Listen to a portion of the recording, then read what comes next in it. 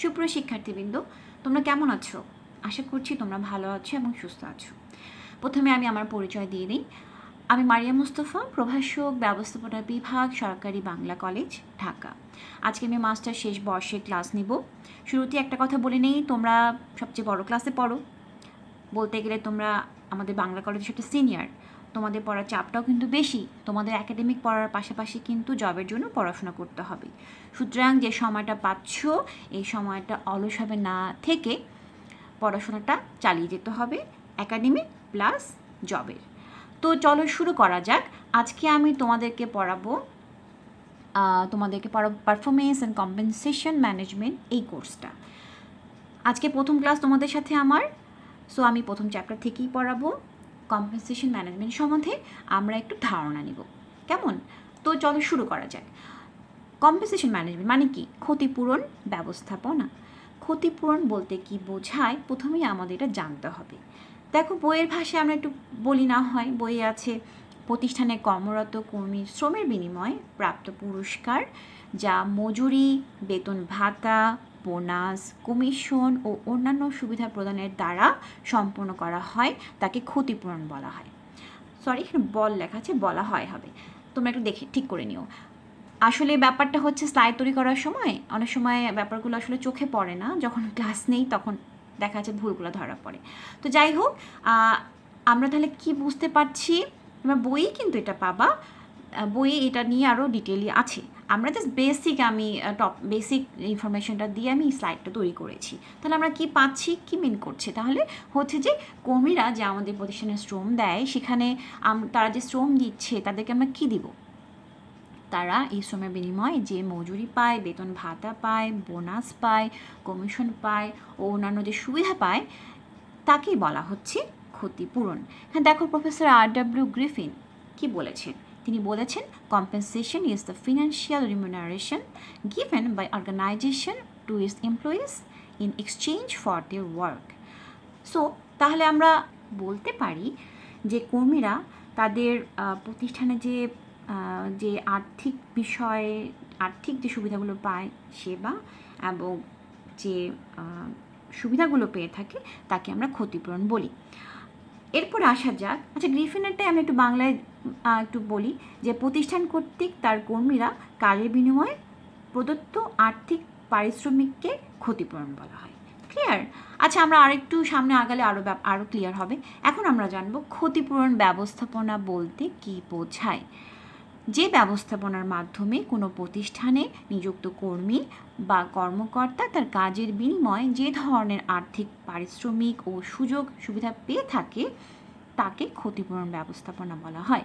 আমরা একটু আগে যেটা বললাম যে ক্ষতিপূরণ কাকে বলে, এখন আমরা যেটা জানলাম যে এই ক্ষতিপূরণ যে ব্যবস্থাপনার মাধ্যমে করা হয়, তাকে বলা হয় ক্ষতিপূরণ ব্যবস্থাপনা। অর্থাৎ ম্যানেজমেন্ট কিন্তু সবখানেই আছে। খেয়াল করে দেখো, ম্যানেজমেন্ট ছাড়া কখনই কোনো প্রতিষ্ঠান স্মুথলি চালানো সম্ভব নয়। এখানে দেখো রিচার্ড আই হেন্ডারসন কি বলেছেন। তিনি বলেছেন, compensation management is a process of managing employees' financial remuneration given by the organization. আমরা একটু সামনে আরেকটু আগাই, ঠিক আছে? সামনে আমরা জানবো যে ক্ষতিপূরণ ব্যবস্থাপনার লক্ষ্য কী। ক্ষতিপূরণ ব্যবস্থাপনার কিছু লক্ষ্য রয়েছে। আমরা ক্ষতিপূরণ ব্যবস্থাপনা কিসের ভিত্তিতে করব, এই লক্ষ্যটাকে সামনে রেখে আমরা ব্যবস্থাপনা করব। প্রথমে আসি সঙ্গতিপূর্ণ উপযুক্ত ও কাম্য মজুরি কাঠামো প্রণয়ন। অর্থাৎ সঙ্গতিপূর্ণ, ন্যায়সঙ্গত, উপযুক্ত ও কাম্য মজুরি কাঠামো প্রণয়নে ক্ষতিপূরণ ব্যবস্থাপনার লক্ষ্য। সেকেন্ডে আসি বেতন ভাতা নির্ধারণ। কর্মীদের সঠিক ও ন্যায্য বেতন ভাতা নির্ধারণ করাই ক্ষতিপূরণ ব্যবস্থাপনার অন্যতম লক্ষ্য এবং উদ্দেশ্য। নাম্বার 3, অন্যান্য সেবা ও সুবিধাদি প্রদানে নিশ্চয়তা। অর্থাৎ ক্ষতিপূরণ ব্যবস্থাপনা প্রতিষ্ঠানে কর্মরত কর্মীদের অন্যান্য সেবা এবং সুবিধাদি পেতে সহায়তা করে। তারপর আসছে কর্মী প্রেষণা। কর্মীদের প্রেষণা দান করে, যা অ্যাকচুয়ালি ক্ষতিপূরণ এই ব্যবস্থাপনা যেটা করে, কর্মীদের প্রেষণা দান করে, যা কর্মীর কার্য সম্পাদনের ক্ষেত্রে কর্মীদের মনোবল বৃদ্ধি করে এবং সেখানে বলতে গেলে উৎপাদনশীলতারও ব্যাপক উন্নতি সাধিত হয়। তারপর হচ্ছে কর্মীদের সামাজিক মর্যাদা প্রতিষ্ঠা।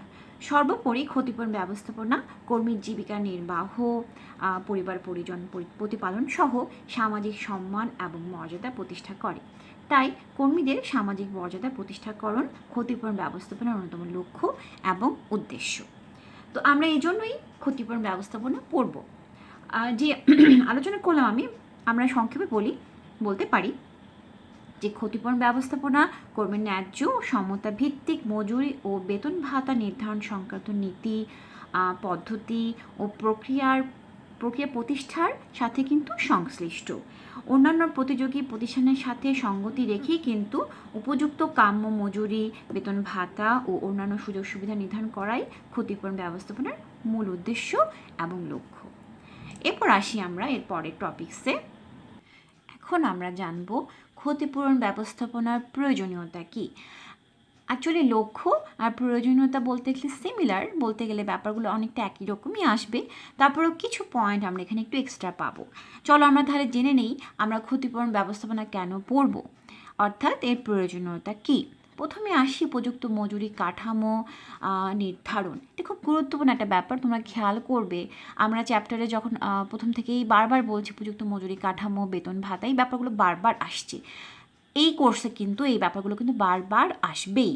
সো প্রথমে আমরা পেলাম কি, determining a suitable pay structure, অর্থাৎ ক্ষতিপূরণ ব্যবস্থাপনা কর্মীদের উপযুক্ত বেতন কাঠামো নির্ধারণে মুখ্য ভূমিকা পালন করে থাকে। যথোপযুক্ত ও কার্যকর বেতন কাঠামো কর্মীর কার্য সম্পাদন ও উৎপাদনশীলতার উন্নয়ন সাধন করে থাকে। আচ্ছা, সেকেন্ড পয়েন্টে আমরা কি পাচ্ছি দেখো, এরপরে পাচ্ছি ন্যায্য বেতন ভাতা প্রদান, অর্থাৎ ক্ষতিপূরণ ব্যবস্থাপনা প্রতিষ্ঠানে নিয়োজিত মানব সম্পদের দৈহিক ও মানসিক শ্রম এবং সেবা প্রদানের বিনিময়ে ন্যায্য বেতন ভাতা প্রদান করে থাকে। এই জন্য ক্ষতিপূরণ মানব সম্পদ ব্যবস্থাপনায় গুরুত্বপূর্ণ ভূমিকা পালন করে থাকে। নাম্বার 3, অন্যান্য সেবা এবং সুবিধা প্রদান। ক্ষতিপূরণ ব্যবস্থাপনা কর্মীদের অন্যান্য সকল আর্থিক সেবা ও সুবিধা প্রদান করে থাকে, ফলে কর্মীদের প্রতিষ্ঠানের প্রতি আনুগত্য ও মনোবল বৃদ্ধি পায়। তারপর আসছে প্রেষণা। তোমরা জানো বরাবরই ম্যানেজমেন্টে ফার্স্ট ইয়ার থেকে তোমরা পড়ে এসেছো প্রেষণার গুরুত্ব কতটুকু। একটা কর্মী যদি প্রেষিত না হয় তাহলে সে কিন্তু সেই প্রতিষ্ঠানে কাজ করে মজা পাবে না, তার মধ্যে উদাসীনতা দেখা যাবে যে ওয়ার্ক টার্ন ওভার যেটা বলে, শ্রম ঘূর্ণায়মানতা, এটারও একটা পসিবিলিটিস থাকে। সুতরাং প্রেষণা খুবই গুরুত্বপূর্ণ একটা ব্যাপার ম্যানেজমেন্টে, এবং এই প্রেষণা বাস্তবায়নে ক্ষতিপূরণ ব্যবস্থাপনা দরকার, আমাদেরকে সাহায্য করে। ক্ষতিপূরণ ব্যবস্থাপনার জন্য যেটা হয় যে প্রেষণা বাস্তবায়ন আমাদের এই ক্ষতিপূরণ ব্যবস্থাপনা কর্মীদের কর্ম উদ্দীপনা বাড়াতে প্রেষণা বাস্তবায়ন করে থাকে। এতে কর্মক্ষেত্রে কর্মীর শ্রম ঘূর্ণায়মানতা হ্রাস পায় এবং কার্য অনুপস্থিতি বহুলাংশেই কমে যায়। তারপর আসছে অবসন্নতা দূরীকরণ। যেহেতু প্রেষণা বাস্তবায়ন করা যায় সেহেতু অবসন্নতা দূরীকরণটাও সহজ হয়ে পড়ে, তাই না? ক্ষতিপূরণ ব্যবস্থাপনা কর্মীদের অবসন্নতা দূরীকরণে গুরুত্বপূর্ণ ভূমিকা পালন করে থাকে। সেক্ষেত্রে 6 নম্বর হচ্ছে শিল্প সংঘাত দূরীকরণ। ক্ষতিপূরণ ব্যবস্থাপনা শিল্প দ্বন্দ্ব এবং সংঘাত বহুলাংশে হ্রাস করে। এতে করে প্রতিষ্ঠানের শিল্পী ও গণতন্ত্র প্রতিষ্ঠা পায়, অর্থাৎ ডেমোক্রেটিক এনভায়রনমেন্ট এখানে এস্টাবলিশ হয়। নাম্বার 7 আসছে কর্মীর সামাজিক মর্যাদা প্রতিষ্ঠাকরণ।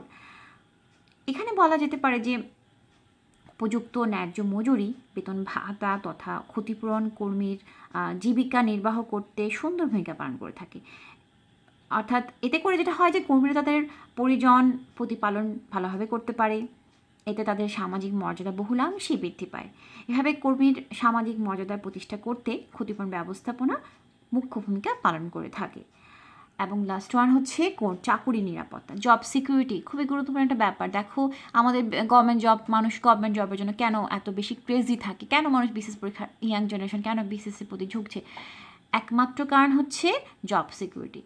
বিশেষকে আমরা যে বেতন পাই আমাদের চেয়ে অনেক বেতন বেশি পায় প্রাইভেট সেক্টরে যারা আছে, তো আমরা তারপরও কেন মানুষ বিসিএসের পিছনে ছুটছে? সবচেয়ে বড় যেটা ব্যাপার হচ্ছে জব সিকিউরিটি।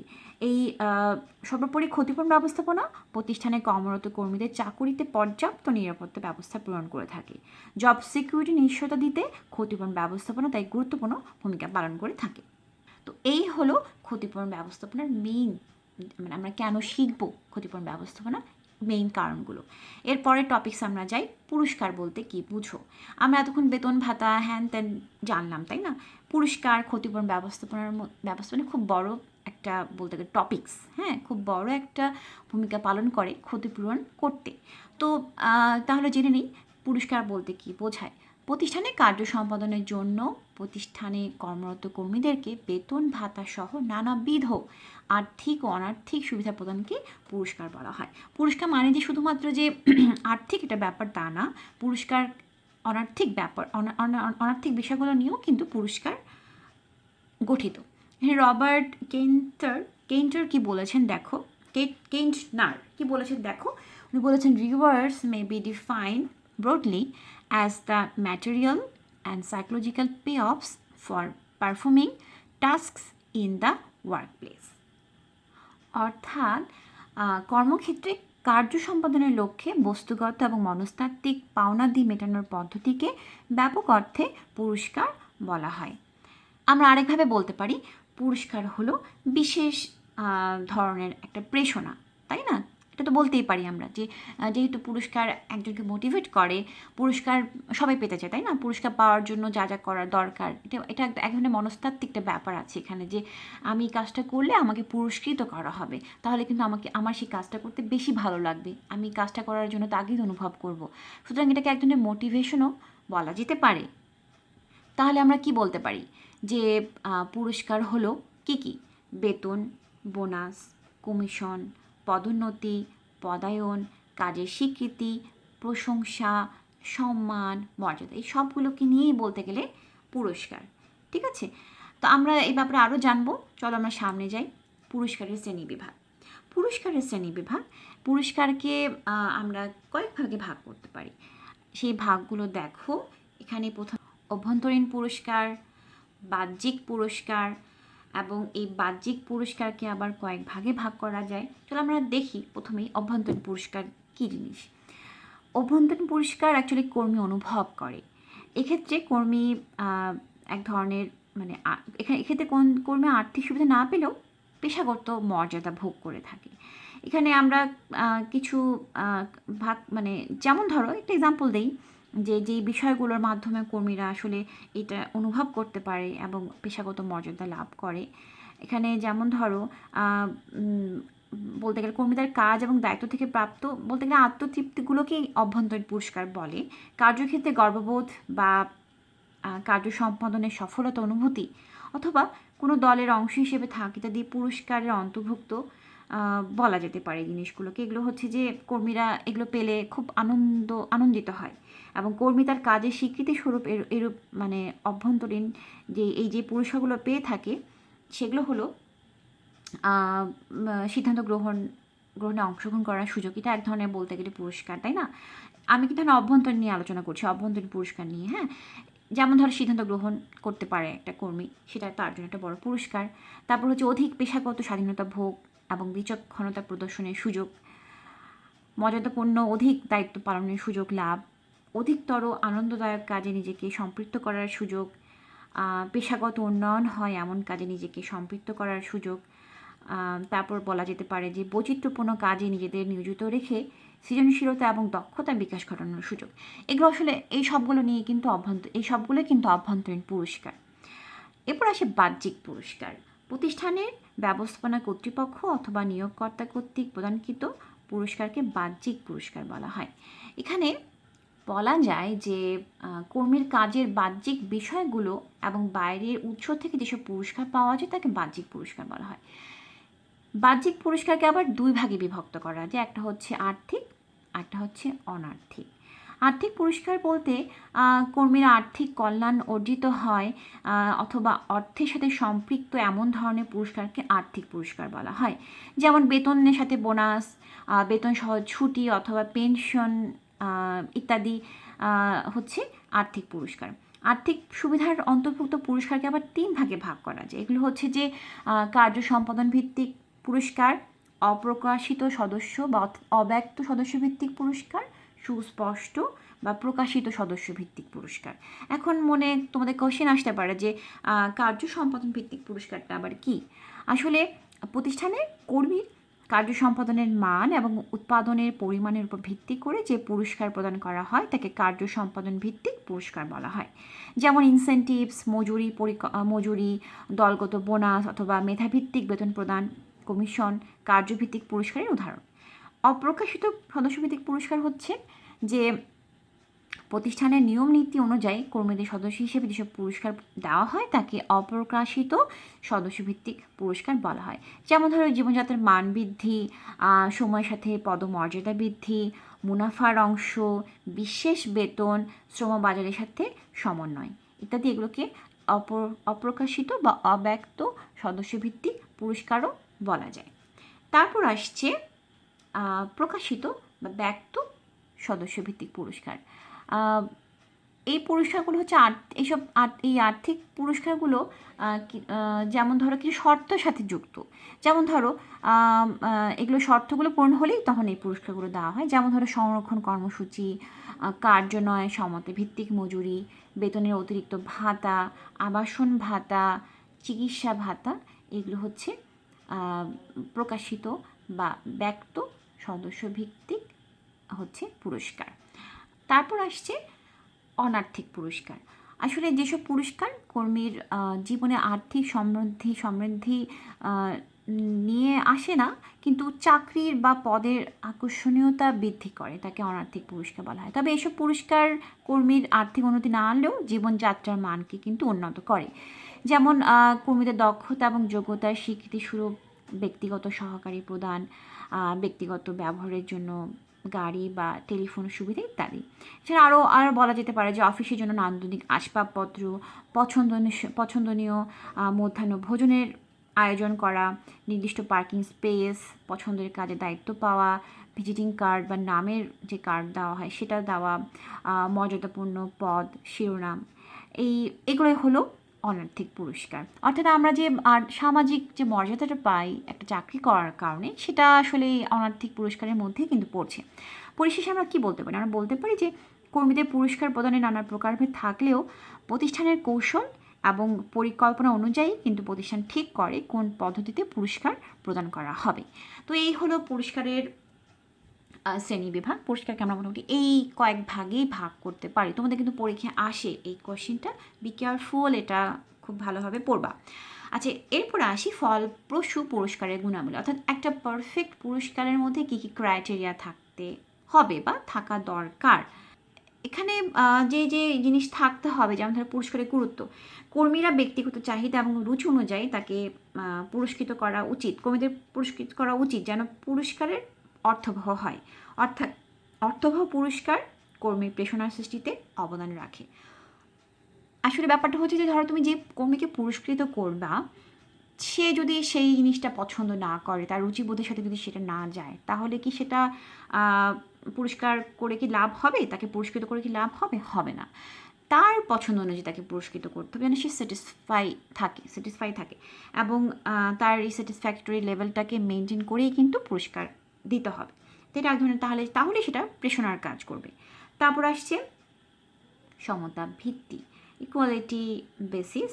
সমতার নীতি অনুযায়ী একজন কর্মীর প্রতিষ্ঠানের অবদানের তুলনামূলক হারে পুরস্কার প্রদান করা উচিত। অর্থাৎ কর্মী তার সমপদের সহকর্মীর সাথে তুলনামূলক হারে এবং তার অবদান অনুযায়ী সমানুপাতিক হারে পুরস্কার পাওয়ার দাবিদার। এটাই মিন করছে এখানে। পুরস্কারের দর্শনীয়তা, অর্থাৎ হচ্ছে ভিজিবিলিটি অফ রিওয়ার্ড। পুরস্কারের দর্শনীয়তা কর্মীর কাজেই স্বীকৃতি এবং মর্যাদার অভাব পূরণ করে, তাই না? এছাড়া দর্শনীয় পুরস্কার শুধু নির্দিষ্ট কর্মীদেরই সন্তুষ্ট করে না, অন্যদেরকেও পুরস্কার অর্জনের জন্য উৎসাহী করে। এতে করে কি হয়? কাজের গতি আসে। অর্থাৎ তুমি যদি নীরবে পুরস্কার দাও, লুকিয়ে দাও, তাহলে তো অন্য কর্মীরা জানছে না, তারা মোটিভেটেড হচ্ছে না। তোমাকে যেটা করতে হবে যে সবাইকে জানিয়ে পুরস্কারটা দিতে হবে, যে দেখো যে এই কাজটা করলে এটা পুরস্কার দেওয়া হবে তোমাদের সবাইকে, তোমরা যদি করতে পারো এবং এত ভালো পুরস্কার দেওয়া হবে।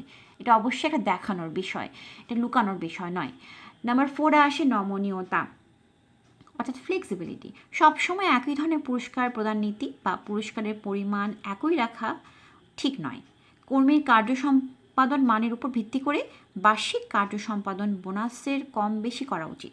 এতে পুরস্কার প্রদান অর্থবহ হয়। অর্থাৎ তুমি যে পুরস্কার দাও ভালো কাজের জন্য একটু বেশি ভালো পুরস্কার, কম ভালো কাজ, কম স্কিল স্কিল জাতীয় কাজের জন্য একটু কম ভালো পুরস্কার। এই আসলে ব্যাপারটা হচ্ছে একই রকম না দিয়ে একটু ডিফারেন্স লেভেলের একটা পুরস্কারের ব্যবস্থা করা যেতে পারে।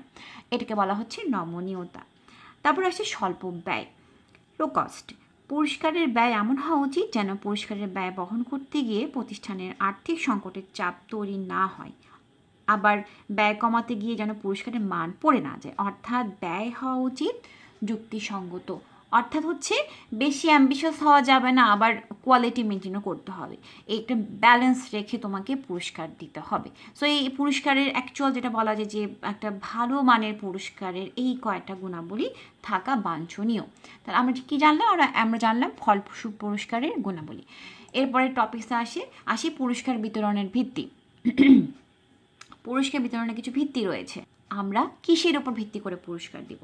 প্রথমে আসি আমরা কার্য সম্পাদন অর্থাৎ পারফরমেন্স। তোমরা জানো পারফরমেন্সের উপর ভিত্তি করে তো পুরস্কার দেওয়া হয়, তাই না? কার্য সম্পাদন মূল্যায়নের মাধ্যমে কর্মীর কাজের মান এবং পরিমাণ অনুযায়ী কর্মীদেরকে পুরস্কৃত করার চিন্তন রেওয়াজ এতে সত্যিকার অর্থে পুরস্কার অধিক ফলপ্রসূ হয়। অর্থাৎ হচ্ছে কার্যের কর্মীরা যে কাজের মান এবং তাদের পরিমাণ অনুযায়ী আমরা পুরস্কৃত করব। তারপর হচ্ছে কর্মপ্রচেষ্টা, এফোর্টস। অনেক সময় কর্মীর কাজের মানের চেয়ে তার উদ্যমকে গুরুত্ব দেওয়া হয়। অধিক উদ্যমী এবং প্রচেষ্টা গ্রহণকারী কর্মীদের পুরস্কৃত করা হয়। সো যারা অনেক কাছে অনেক এফোর্ট দেয়, তাদের দেখা যাচ্ছে যে কাজের মানের চেয়ে তাদের এফোর্ট অনেক বেশি। সো এই ক্ষেত্রেও কিন্তু পুরস্কার প্রদান করা যেতে পারে।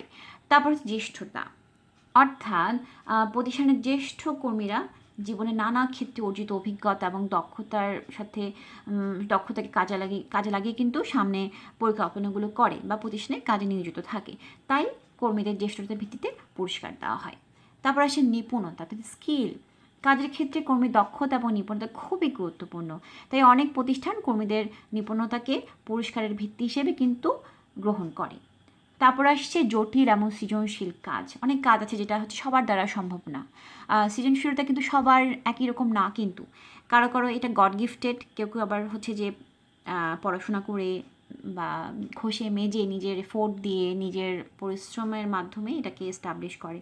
তো এই প্রতিষ্ঠানের কিছু সংকটময় মুহূর্তে দেখা যায় দ্রুত সিদ্ধান্ত নেওয়াটাও কিন্তু খুব টাফ ব্যাপার, এবং সব কর্মীকে দিয়ে কাজ কিন্তু সম্ভব না।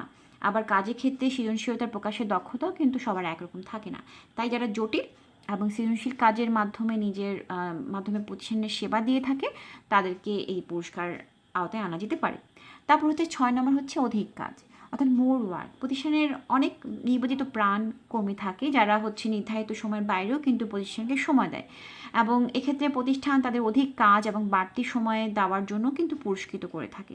এখানে শুধু কাজের পরিমাণকেই বিবেচনায় আনা হয়।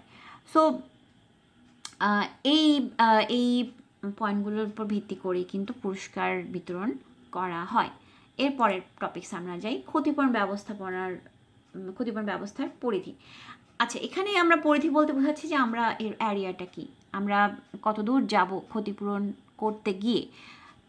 এই পরিধিকে আমরা 8 ভাগে ভাগ করতে পারি এবং এগুলো হলো প্রথমে হচ্ছে কি কাজ এবং দক্ষতার জন্য বেতন।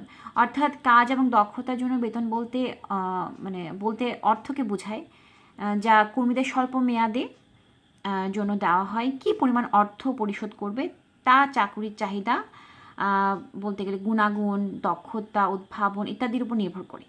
অর্থাৎ বলতে গেলে যে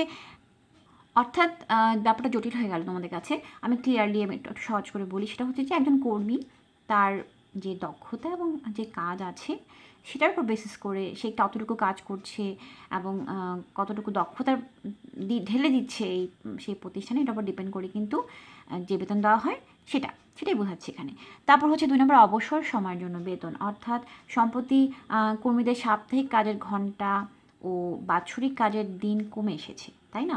বিগত 40 বছর হতে কর্মীরা অধিক বেতন সহ ছুটি ভোগ করে। এছাড়াও বিভিন্ন ব্যক্তিগত কারণে ছুটি থাকেই। এই ধরনের বেতন উপাদান শ্রমিকের খরচ বৃদ্ধি করে, তবে অধিকাংশ কর্মীর ক্ষেত্রে এই ধরনের বেতন উপাদান কাজের মান বৃদ্ধি করে। তারপর হচ্ছে চাকরি হারালেও আয়ের ধারাবাহিকতা। অর্থাৎ অনেক কর্মীর নিকট চাকরির নিরাপত্তাই প্রাথমিক বিবেচ্য, তাই না?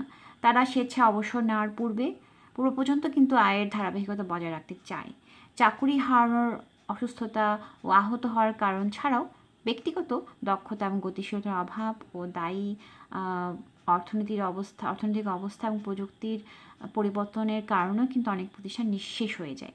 এর ফলে অনেক শ্রমিক চাকরি হারায়। যাই হোক, নিম্নোক্ত উপাদান যেটা যেমন যে উপাদানগুলো, যেমন ধরো যে বেকারত্বের বীমা, সহায়ক বেকারত্বের সুবিধা, বহিষ্কারের জন্য বেতন, এর মাধ্যমে আয়ের ধারাবাহিকতা বজায় রাখা যায়। এখানে বলতে গেলে যে চাকরি হারালো আয়ের ধারাবাহিকতা বলতে আসলে বোঝাচ্ছে যে এই যে বেকারত্বের বীমা করার মাধ্যমেও যে চাকরি হারালেও তুমি সেই আয়ের ধারাবাহিকতা বজায় থাকবে। সহায়ক বেকারত্ব সুবিধা কিছু আছে যেগুলো বিভিন্ন প্রতিষ্ঠানে থাকে। বহিষ্কারের জন্য বেতন, এই জিনিসগুলো কিন্তু বিভিন্ন প্রতিষ্ঠানে থাকে, যেগুলোতে হয় কি যে চাকরি হারালেও কিন্তু আয়ের একটা সুবিধা থাকে। তারপর যে অক্ষমতা আয়ের ধারাবাহিকতা, অর্থাৎ কর্মী যে কোনো সময় দুর্ঘটনা বা স্বাস্থ্য ঝুঁকিতে পড়তে পারে, ফলে কর্মীরা তার নির্ধারিত কাজ নাও করতে পারে, তথাপিও ব্যক্তিগত এবং পারিবারিক ব্যয় কিন্তু চলমান থাকে, এটাই বোঝাচ্ছে। তারপর হচ্ছে বকেয়া আয়, অর্থাৎ অবসরের পর কর্মীরা নিয়োগকর্তা কর্তৃক গৃহীত কর্মসূচির উপর অনেকটা নির্ভরশীল হয়ে পড়ে। প্রধানত দুটি কারণে এই গৃহীত কর্মসূচির প্রয়োজন পড়ে। যেমন ধরো যে অধিকাংশ কর্মীর অবসরের পর কর্মকালীন সময় যেভাবে জীবনযাপন করেছে সেভাবে জীবনযাপন করার পর্যন্ত সঞ্চয় থাকে না। তারপর হচ্ছে ট্যাক্স আইন এবং নিয়মকানুন বকেয়া আয় পরিকল্পনাকে কর্মীদের নিকট জনপ্রিয় করেছে। এই দুটা হচ্ছে মেইন ক্রাইটেরিয়া। তারপর হচ্ছে পারিবারিক আয়ের ধারাবাহিকতা, অর্থাৎ হচ্ছে যে অধিকাংশ কর্মী চিন্তা করে যে হচ্ছে যে তারা যে জীবনযাত্রা জীবনযাত্রা নির্বাহ করছে সেটা বজায় রাখতে পারবে কিনা। এক্ষেত্রে যেটা হয় যে তারা বিভিন্ন রকম এই অবস্থা থেকে উত্তরণের জন্য বিভিন্ন রকম পন্থা অবলম্বন করতে পারে। যেমন ধরো জীবন বীমা পরিকল্পনা, পেনশন পরিকল্পনা, সামাজিক নিরাপত্তা, কর্মীদের ক্ষতিপূরণ, সহায়ক পরিকল্পনা, এগুলো। তারপর হচ্ছে স্বাস্থ্য দুর্ঘটনা এবং দায় রক্ষা। স্বাস্থ্য সমস্যা এবং দায় রক্ষার জন্য কর্মীদেরকে শুধু আয়ের ধারাবাহিকতা নিয়েই চিন্তা করতে হয় না, পণ্য বা সেবার মূল্য পরিশোধেও সমস্যা হয়। এই অবস্থা থেকে উত্তরণের জন্য প্রতিষ্ঠান পণ্য বা সেবার বীমা সুবিধা প্রদান করে থাকে। তারপর হচ্ছে আয় সমতা প্রদান, লাস্ট ওয়ান। ক্ষতিপূরণ উপাদানের চূড়ান্ত ধাপ হলো আয় সমতা প্রদান জন্য বেতন প্রদান, এবং এখানে এর উপাদানগুলোকে বকশিশও বলা যায়। এক্ষেত্রে এগুলো কর্মীদের নিকট অধিক প্রত্যাশী, এবং কর্মী এবং নিয়োগকর্তা দুজনেই এক্ষেত্রে ট্যাক্স মওকুফ পায়, কিন্তু ট্যাক্স মুক্ত নিয়োগকর্তা কর রেয়াত পায়। কিন্তু বলতে গেলে যে প্রত্যাশিত বকশিস যেগুলো আছে সেগুলো, যেমন ধরো যে আমরা এক্সাম্পল দিই, যেমন ধরো যে কর্মীদের প্রতিষ্ঠানের গাড়ি ব্যবহার করতে দেওয়া, কর্মীদের কোম্পানির ক্রেডিট কার্ড ব্যবহার করতে দেওয়া, পেশাদার সভার খরচ পরিশোধ, খাদ্য সেবা প্রদান, শিশু সেবা প্রদান ইত্যাদি। তো এইগুলো হলো ক্ষতিপূরণ ব্যবস্থা পরিধি। আমরা একটু মোটামুটি গ্রস একটা ধারণা পেলাম যে আসলে ক্ষতিপূরণ ব্যবস্থাপনা কতদূর বা কী এরিয়া নিয়ে গঠিত। তারপরে যাচ্ছি আমরা নেক্সট স্লাইডে আছে মজুরি কী। আমরা মজুরি নিয়ে এতক্ষণ বলেছি, মজুরিটা অ্যাকচুয়ালি কী। মজুরি হলো উৎপাদন কাজের সাথে জড়িত কর্মীরা শারীরিক শ্রমের বিনিময়ে দৈনিক বা ঘণ্টা ভিত্তিক যে পারিশ্রমিক পায় তাকে মজুরি বলা হয়। অর্থাৎ এসব শ্রমিকরা শারীরিক শ্রম দেয়, ব্যাপারটা খেয়াল রাখো, পয়েন্ট আউট করো, যে মাথায় রাখো যে মজুরি বেতনের মধ্যে কিছু পার্থক্য আছে কিন্তু। হ্যাঁ, আমরা বেতন শুনছি এতক্ষণ ধরে, বেতন কিন্তু এক কি না, গুলিয়ে ফেললে চলবে না। মজুরি হলো যেসব কর্মীরা শারীরিক পরিশ্রম করে এবং এর বিনিময়ে যে দৈনিক বা ঘণ্টাভিত্তিক যে পারিশ্রমিক পায় তাকে মজুরি বলা হয়। ক্ষতিপূরণ কর্মসূচির আমরা এখন জানবো ক্ষতিপূরণ কর্মসূচি কী, এবং ক্ষতিপূরণ কর্মসূচি বলতে কোনো কর্মীকে তার কর্মের বিনিময়ে যা প্রদান করা হয় তাকেই বোঝায়। কর্মসূচিগুলোর মধ্যে প্রথমে আসছে মূল বেতন নিয়ে আমি একটু আলোচনা করেছি, এটা নিয়ে আর আলোচনা করছি না। তারপর আসে মজুরি নিয়ে আমি একটু আগে বললাম। অন্যান্য সুবিধা যেমন ধরো পেনশন, ভাতা ইত্যাদি তো আমরা পেয়ে যাই, এগুলো হলো অন্যান্য সুবিধা উদ্দীপনার মধ্যে পড়ছে। বার্ষিক বৃত্তি, কর্মী নিয়োগকর্তার নিকট থেকে নির্দিষ্ট কয়েক বছর অতিবাহিত হওয়ার পর বছরের ভিত্তিতে বার্ষিক যে অর্থ গ্রহণ করেন তাকে বার্ষিক বৃত্তি বলা হয়। তারপর আসছে আনুতোষিক অর্থাৎ গ্র্যাচুইটি। চাকরির মেয়াদকাল শেষে কর্মী তার নিয়োগকর্তার নিকট থেকে এককালীন যে অর্থ প্রাপ্ত হন তাকেই আনুতোষিক বলা হয়। অবসর ভাতা, যেটা আমরা বলি পেনশন, সেটা হলো যে চাকরি থেকে অবসর গ্রহণের পর চাকরির শর্ত অনুযায়ী দায়িত্বের সেবার জন্য যে কর্মীরা তার নিয়োগকর্তার নিকট থেকে যে মাসিক যে অর্থ পায় তাকে অবশ্যই ভাতা বা পেনশন বলা হয়। তারপর আসি বর্ধিত বেতন। স্বাভাবিকভাবেই প্রতি বছর যে পরিমাণ বেতন বৃদ্ধি পায় তাকেই বর্ধিত বেতন বা ইনক্রিমেন্ট বলা যায়।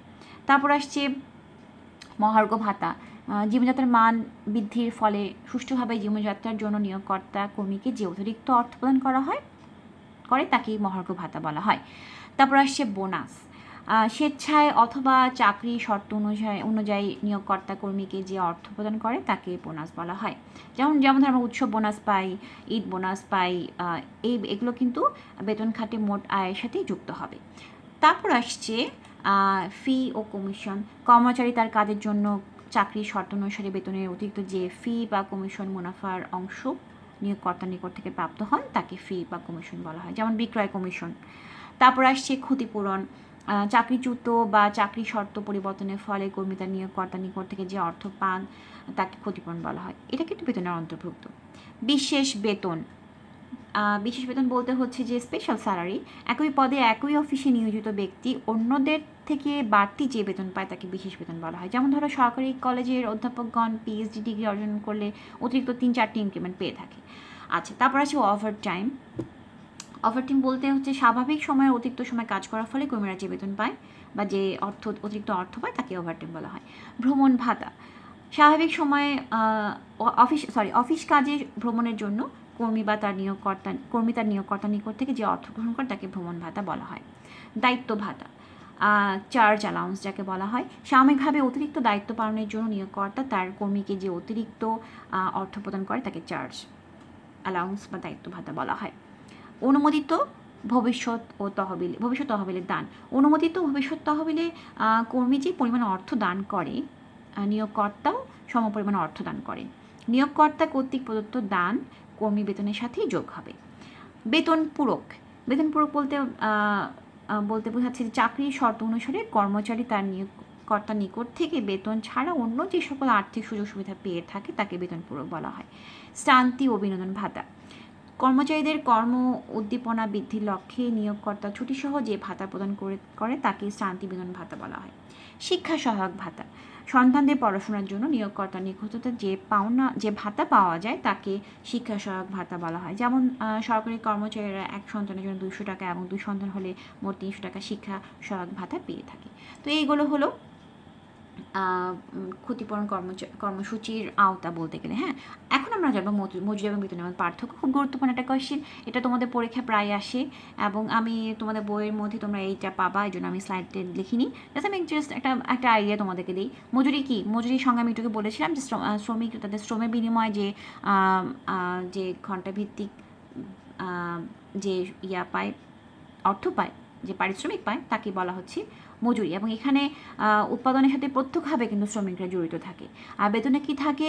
পরোক্ষভাবে কর্মীরা জড়িত থাকে এবং তাদের এই শ্রমের বিনিময়ে তারা বেতন পায়। মজুরিতে যেটা হয় যে মজুরি নির্ধারিত হয় কাজ বা সময়ের ভিত্তিতে, আর বেতন নির্ধারিত হয় কর্মীদের দক্ষতা, যোগ্যতা এবং অভিজ্ঞতার ভিত্তিতে। ঠিক আছে, মজুরির সাথে কি জড়িত? ওভারটাইম জড়িত। ওভারটাইম বেতনের সাথে সংশ্লিষ্ট নয়। তারপরে বলা যেতে পারে মজুরির ক্ষেত্রে নিম্ন স্তরের কর্মীদের মজুরি দেওয়া হয় এবং মধ্যম উচ্চ স্তরের কর্মীদের বেতন দেওয়া হয়। মজুরির ক্ষেত্র কৃষি এবং শিল্প সংশ্লিষ্ট, আর বেতনের ক্ষেত্রে বেতন হচ্ছে অফিস আদালত সংশ্লিষ্ট। মোটামুটি এই 5-6টা পার্থক্য বললেই তোমরা একটা ভালো মার্কস ক্যারি করতে পারবা। তোমাদের বইয়ে এটা আছে সুন্দর করে, তোমরা অবশ্যই এই প্রশ্নটা খুব গুরুত্ব সহকারে পড়বে। তোমাদের ভাইবাতেও কিন্তু জিজ্ঞেস করা হয়, এটা অনেকেই বলতে পারো না, খুবই লজ্জাজনক। আচ্ছা, এরপরের টপিকস আমরা যাই, বেতনের হার নির্ধারক সমূহ। এটাই লাস্ট কোয়েশ্চেন। এটার পরে আমরা লাস্ট এটাই পড়ে আমরা ক্লাস শেষ করবো। হ্যাঁ, বেতনের হার নির্ধারণ সমূহের মধ্যে দেখো 13টা পয়েন্ট আছে। অর্থাৎ আমরা বেতন আমরা কিসের হারে নির্ধারণ করব। আমরা এতক্ষণ অনেক কিছু জানলাম, পুরস্কারের ভিত্তি, পুরস্কার কীভাবে দিব, কেন দিব, পুরস্কারের ভিত্তিগুলো কী। এখন আমরা বেতন সম্বন্ধে জানবো। হ্যাঁ, প্রথমে আসি প্রয়োজনীয় জ্ঞান এবং দক্ষতার স্তরের ভিত্তিতে। জ্ঞান এবং দক্ষতা বেতন কাঠামোর ভিন্নতার অন্যতম কারণ। যেমন কর্মীদের মধ্যে কোনো একটি বিষয়ে বিশেষ দক্ষতা বিদ্যমান, অন্যদের পরিচিত করতে পারে এমন গুণ বিদ্যমান, সেসব কর্মীদের বেতন বেশি হওয়া উচিত, তাই নয় কি? তারপর হচ্ছে ব্যবসার ধরন। সারা বিশ্বে সরকারি খাতের চেয়ে বেসরকারি খাতে বেতন কাঠামো সাধারণত বেশি হয়। তারপর ধরা যায় যে ব্যবস্থাপনা দর্শন। কিছু সরি ব্যবস্থাপনা ধরনের কারণে অনেক সময় বেতন ডিফার করে এক এক এক এক এক এক প্রতিষ্ঠানের সাথে এক এক প্রতিষ্ঠানের সংঘ অসংখ্য অবস্থা, এটার কারণেও বেতনের হার ডিফার করে। তারপর হচ্ছে মূলধন নির্ভর শ্রম মূলধন নির্ভর বনাম শ্রম নির্ভর, অর্থাৎ অধিক পরিমাণে কম, বলতে গেলে যে বলা যেতে পারে যে মূলধন নির্ভর প্রতিষ্ঠানে আধুনিক প্রযুক্তি ব্যবহার করা হয়, ফলে সেখানে অধিক দক্ষতা সম্পন্ন অল্প সংখ্যক কর্মীর প্রয়োজন হয়। তাই সে সমস্ত কর্মীদের মজুরি ন্যূনতম হয় এবং আয় সর্বোচ্চ হয়। সে সমস্ত প্রতিষ্ঠানের কর্মীদের বেতন কাঠামো বেশি হয়, এবং এটাই হচ্ছে মূলধন নির্ভর বনাম শ্রম নির্ভর।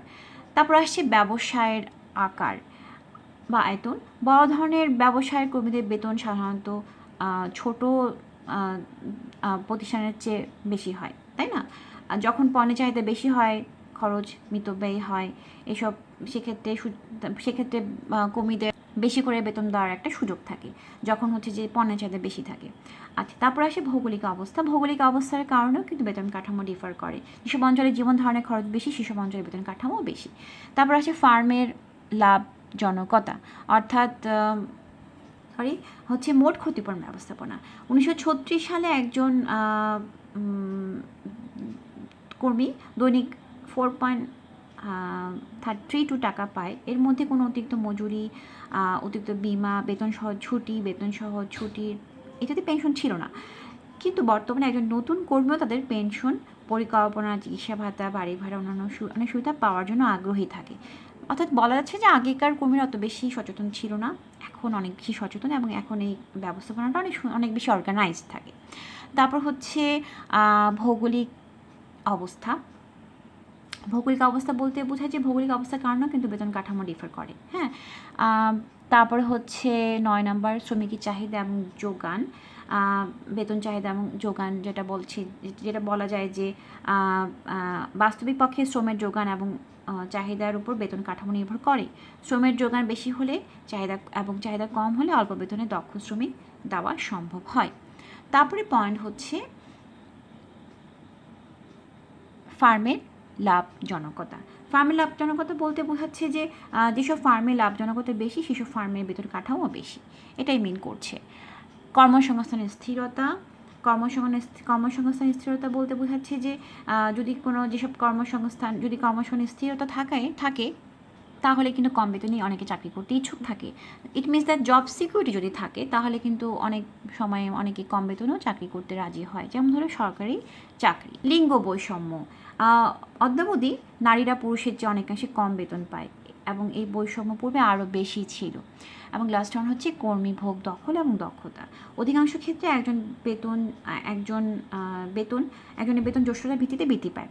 এমনকি নিম্ন পর্যায়ের কর্মীদের ক্ষেত্রেও সেবার মান বৃদ্ধি পাওয়ার সাথে সাথে ন্যূনতম দক্ষতার কাজও মূল্যবান হয়ে পড়ে, কারণ অভিজ্ঞতার আলোকে তারা দ্রুত সমস্যার সমাধান করতে পারে। হ্যাঁ, অনেক ক্ষেত্রে নতুন কর্মীদের চেয়ে যোগ্যতা সম্পন্ন কর্মী দ্বিগুণ সুবিধা ভোগ করে।